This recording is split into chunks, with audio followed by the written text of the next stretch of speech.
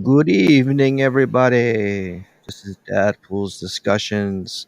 I'm your host, the one and only DadPooL. So, how you guys doing out there? How's your month going so far? I can't believe we're 5 days in October. I can't believe we're in the 10th month of 2023. This year has just flown by, and I'm glad. I'm kind of ready for this year to be over with. To be honest, I know a couple of my friends are too. Um, but big shout out and prayers to them. We'll all get through it. Just got to fight through and believe and trust. But today is day 5 of DadPooLoWeen, and how appropriately on October 5th we're going to be talking about Hellraiser. Now, this wasn't planned out this way. I went through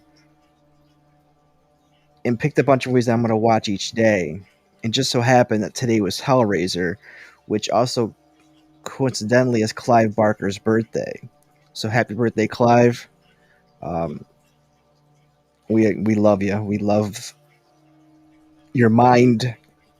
We love your stories, and we just love how you portray that on film. So very apropos that we're doing Hellraiser today on day 5. So where do I begin? Hellraiser. Well, this is the first of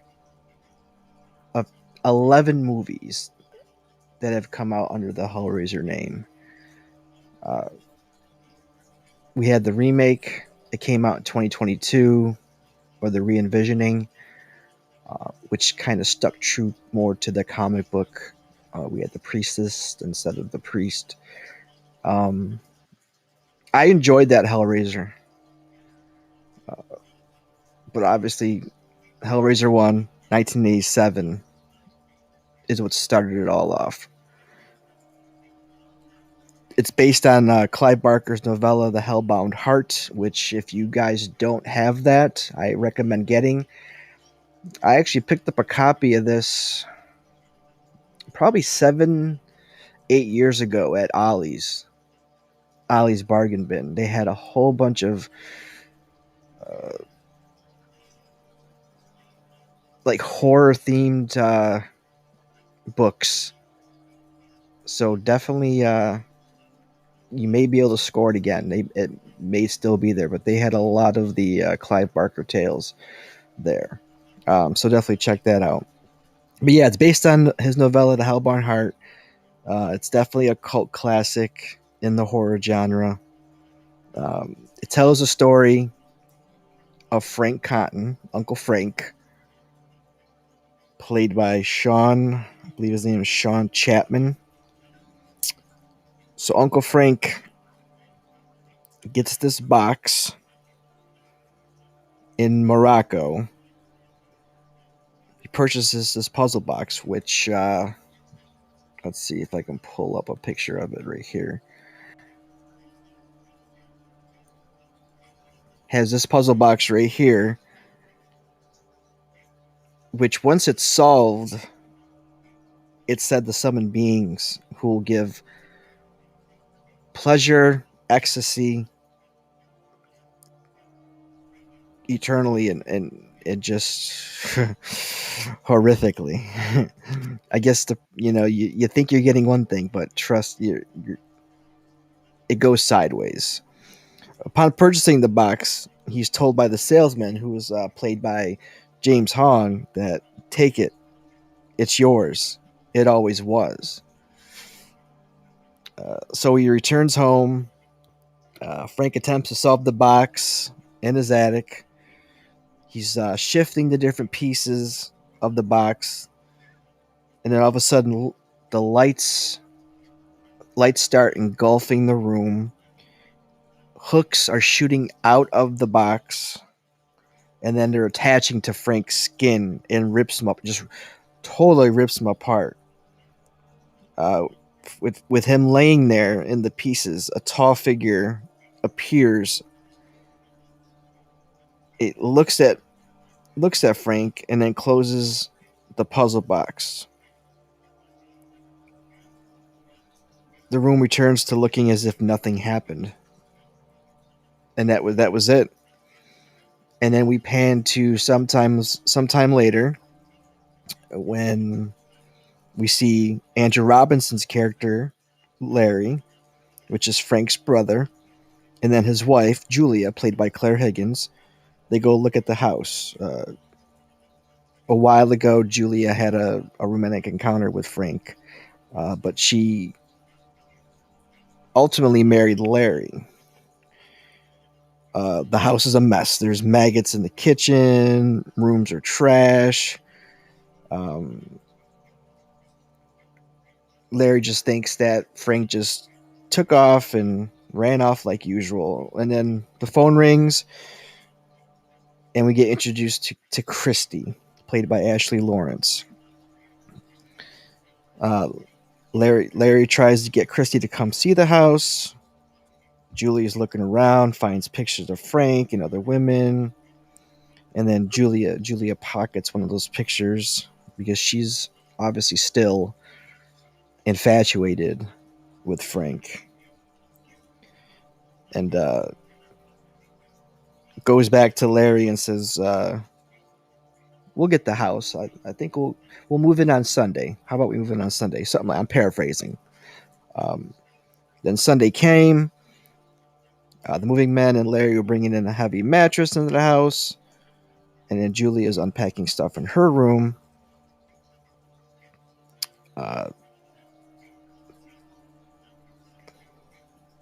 Larry tells them that there's some in the. They're looking for looking for beer. The moving men are looking for beer. Julia tells them there's some in the fridge. Larry sarcastically says, "Well, why don't I go get it? I got nothing better to do." Like, he wants to get stuff moved, but she's just obsessed with other men. You can just see it from the beginning scene that she just wants these other men. She's not really interested in her husband.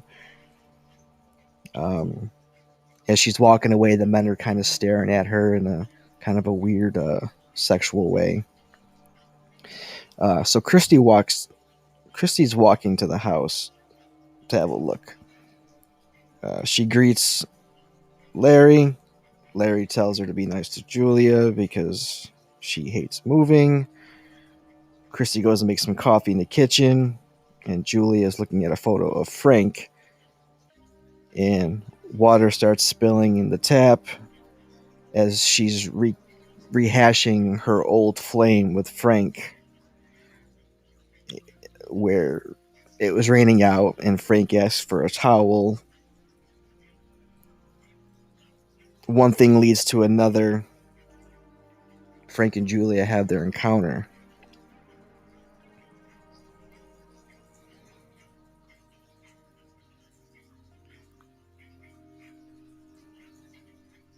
So as they're pushing the mattress up the steps,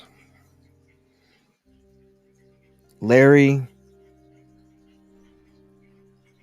ends up getting his hand stuck on like a nail or something on the wall. Bleeding, blood everywhere.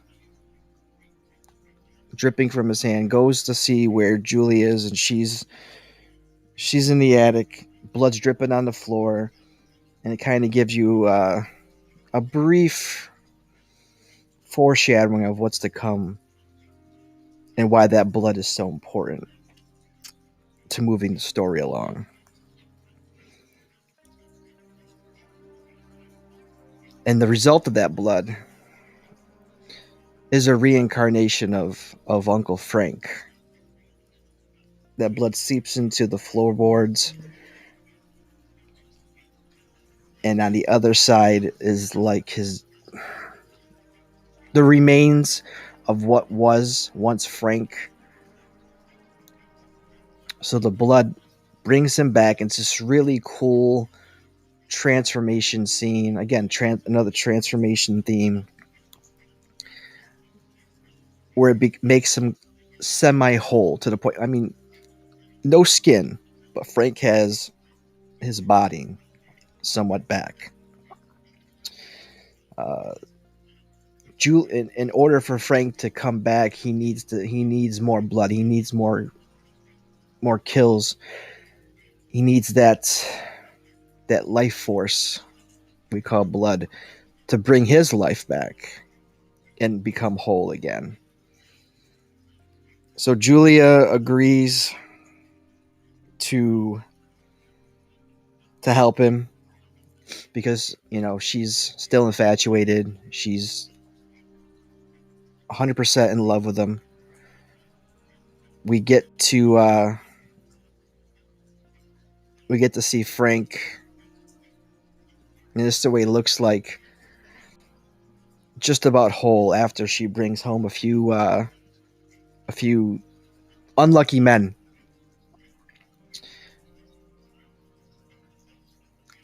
And Frank uses those guys to get to this state and then this condition to where he's coming back. He thinks he's escaping these Cenobites, these beings. It's just you're not getting away from Pinhead. It's just something that's not gonna happen.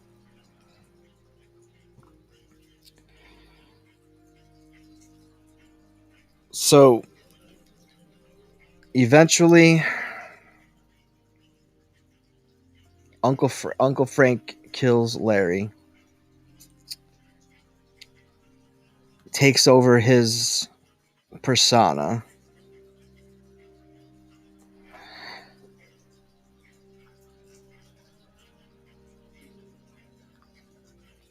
and this is where Christy takes over in the story as far as her role in trying to defeat this evil. And then you have Pinhead talking to Christy as they're coming to essentially bring back Frank, kill Frank, and bring him back to hell. Pinhead tells Christy, this isn't for your eyes. Uncle Frank tries to stab Christy for setting him up because she was working with Pinhead. But instead, a hook grabs his hand and another grabs his other hand, and then about 100 or so hooks are coming out of the wall, stretching out his body, and you get this iconic scene in the movie. And before he gets pulled, the last words Uncle Frank says is, "Jesus wept." So many religious undertones in this movie, which is part of, Clive Barker's purpose. I mean, it was all intentional. So he gets exploded. He's gone. Christy tries to make a run for it. Now the Cenobites want to get her as well. So Christy gets the puzzle box, and Pinhead says the iconic line, "We have such sights to show you." She sends them to hell. She sends the rest of them to hell. And at that moment, the house is collapsing. Her boyfriend comes to get her. They both get out of the house. She then throws the puzzle box into the fire as the house burns down. And the same guy from earlier walks into the fire, grabs the puzzle box, turns into this flying, devilish, winged creature, and then flies away with the box. And we pause to the end of the movie, where there's a store, like a bar, a storefront. Looks like we're back maybe in China. In the customer wanting to buy the puzzle box, and then the dealer from the beginning of the movie says, "What's your pleasure, sir?" and that kind of ends the movie. All in all, like I said, you had Claire Higgins as Julia Cotton, Ashley Lawrence as Christy Cotton, Andrew Robinson as Larry Cotton, Sean Chapman as Frank Cotton, Doug Bradley as Pinhead, Nicholas Vince as Chatterer, Simon Bamford as Butterball, and Grace Kirby as the female Cenobite.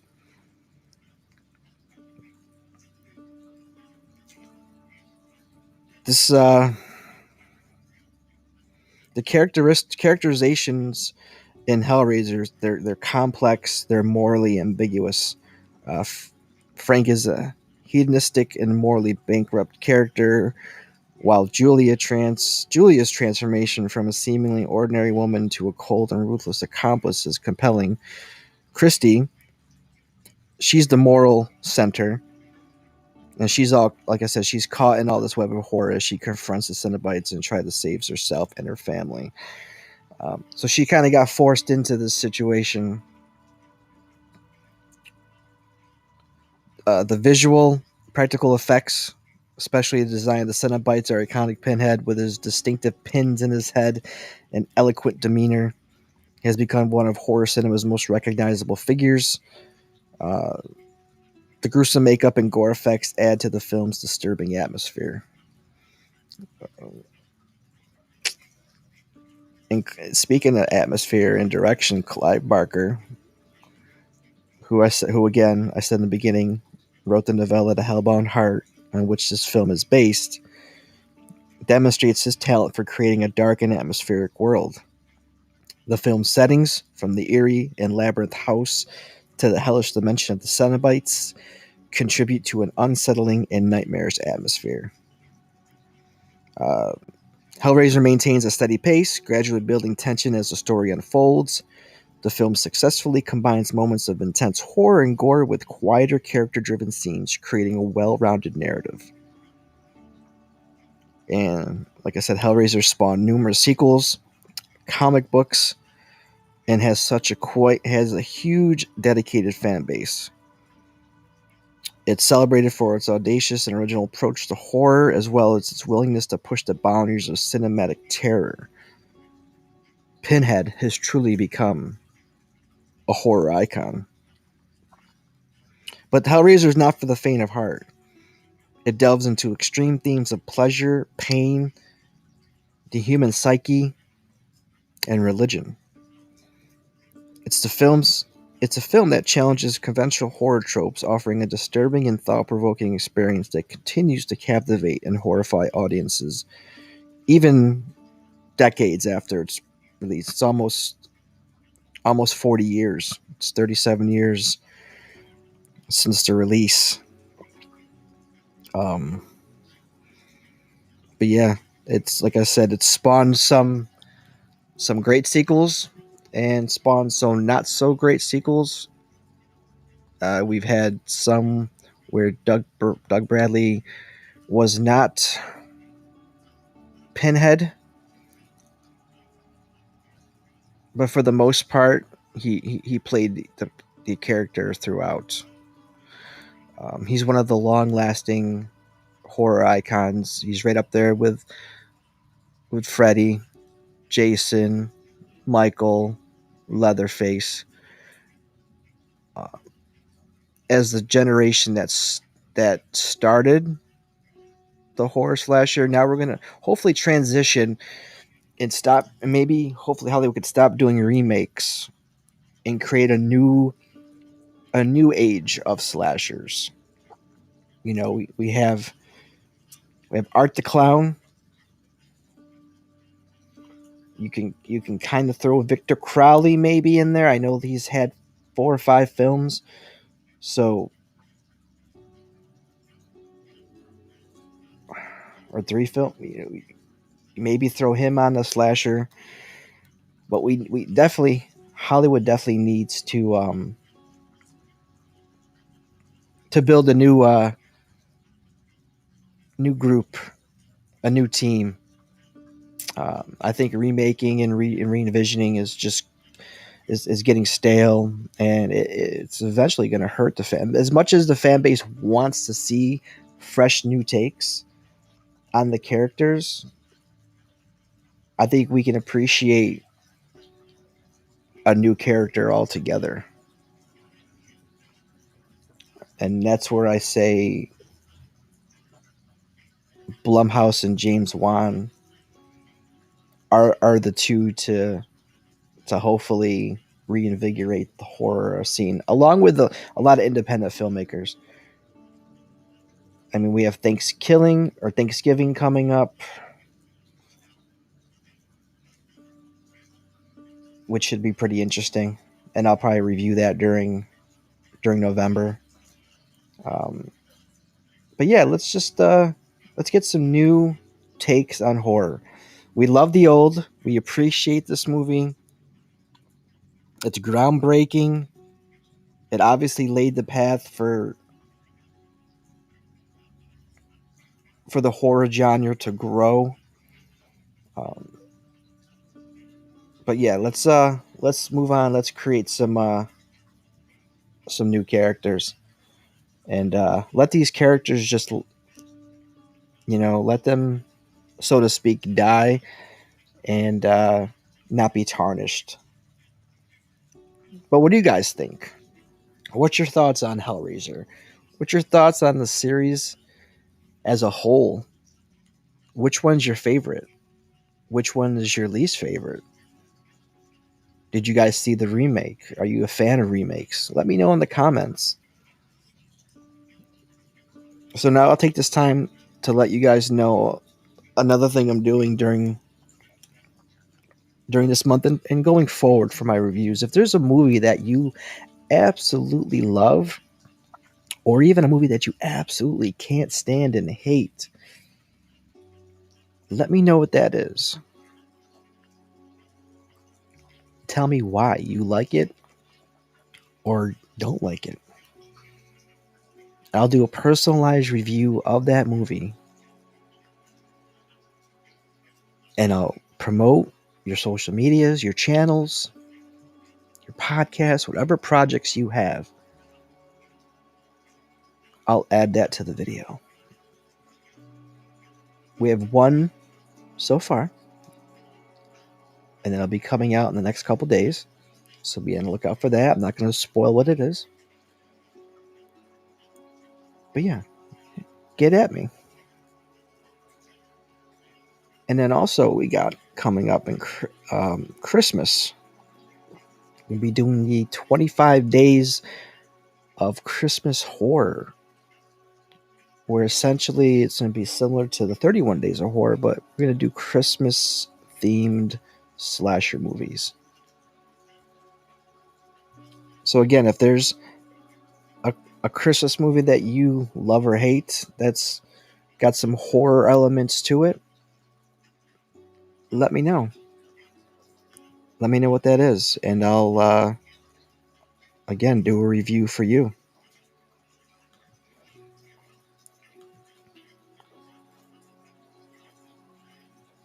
But make sure you turn notifications on. You smash that like button. Drop, subscribe, follow on Twitch, follow on Twitter X, follow on Kick. Yeah, just drop a follow. I got content coming out on every platform daily. So yeah, I would greatly appreciate it. Any support is support. So if you are in a position to become a subscriber on Twitch or make any donations, a simple like, share, and subscribe would definitely help this channel go in the same direction. So I appreciate all you out there who are already following, who are already in the comments, who reach out to me on a daily basis. Again, I got to say it every video how much I appreciate you guys. And on that note, this has been day 5 of DadPooLoWeen. We talked about Hellraiser. Stay tuned for tomorrow's day 6. And hopefully you'll continue with this daily journey I'm doing for the month of October and beyond. This is DadPooL reminding you to go watch a movie and hug your loved ones. Love you guys. See you in the next video.